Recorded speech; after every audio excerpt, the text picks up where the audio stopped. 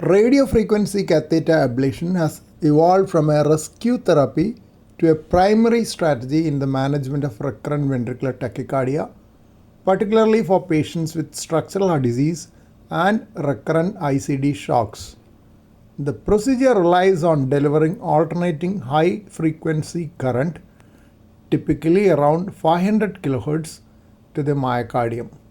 This causes resistive heating of the tissue, and once the temperature exceeds about 50 degrees centigrade, it induces irreversible coagulative necrosis, effectively destroying the arrhythmogenic substrate. Mapping approach heavily depends on whether the VT is hemodynamically tolerated and the underlying etiology, idiopathic versus structural. Substrate mapping. Because most VTs in structural heart disease are hemodynamically unstable, mapping during sinus rhythm or paced rhythm is often the default. Voltage mapping. Using a 3D electroanatomical mapping system, bipolar voltage amplitudes define the tissue.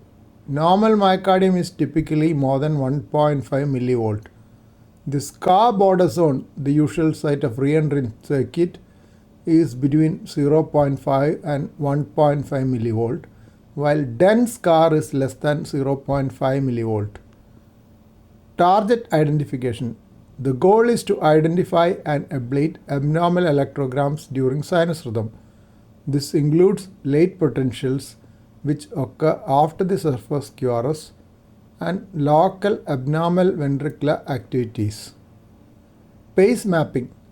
Pacing from the catheter tip to match the 12-lead ECG morphology of the clinical VT helps identify the exit site of the re-entrant circuit.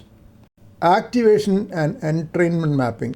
Reserved for stable VTs, this strategy pinpoints the specific components of the re-entrant circuit.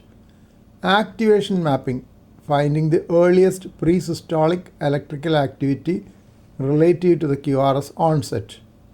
Entrainment mapping, pacing during a VT at a cycle length slightly shorter than the VT cycle length, a post-pacing interval that closely matches the VT cycle length, typically post-pacing interval minus VT cycle length less than or equal to 30 milliseconds, confirms the catheter is within the critical isthmus of the circuit.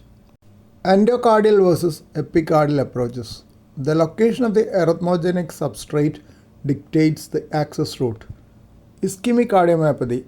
The scar and VT circuits are typically subendocardial, progressing outwards. A standard transvenous, transeptal, or retrograde aortic approach is usually sufficient.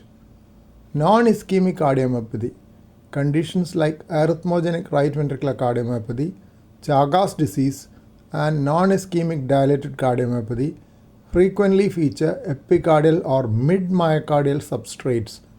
These often require a percutaneous subxiphoid approach to map and ablate the epicardial surface directly. Efficacy and challenges.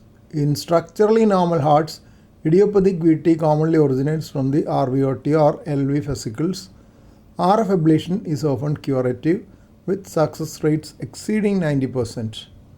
In structural heart disease, the goal is typically palliation to reduce ICD shocks and amiodarone toxicity.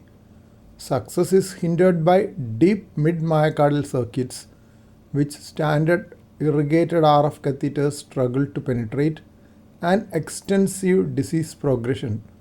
For refractory cases, advanced technique like bipolar ablation, half-normal saline irrigation, or stereotactic body radiation therapy (SBRT) are increasingly utilized.